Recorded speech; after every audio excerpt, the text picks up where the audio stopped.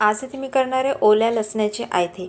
इथे 2 वाटी तांदूळ घेतले आहे, त्याला स्वच्छ धुवून घ्यायचं आहे आणि धुतल्यानंतर त्यामध्ये ओला लसूण चिरून घालायचा आहे। या पद्धतीने चिरून घ्यायचं आहे। त्यामध्ये अर्धा चम्मच मेथीदाणा घालायचा आहे आणि पाणी टाकून हे साहित्य 4 तासासाठी भिजत घालायचं आहे।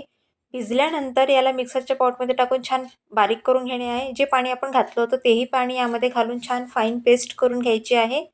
1 वाटी कणिक, 1 वाटी बेसन, 1 वाटी दही आणि 2 चमच मिरचीची पेस्ट आणि थोडी कोथिंबीर आणि चवीनुसार मीठ यामध्ये या साहित्यामध्ये घालायचं आहे। आणि जे आपण मिश्रण आधी तयार करून ठेवलेलं होतं ते मिश्रण यामध्ये घालून दोन्ही मिश्रण एकत्र मिक्स करून घ्यायचं। या पद्धतीने हे पीठ तयार करून घ्यायचं आहे। आता आपण आयते तयार करून घेऊया।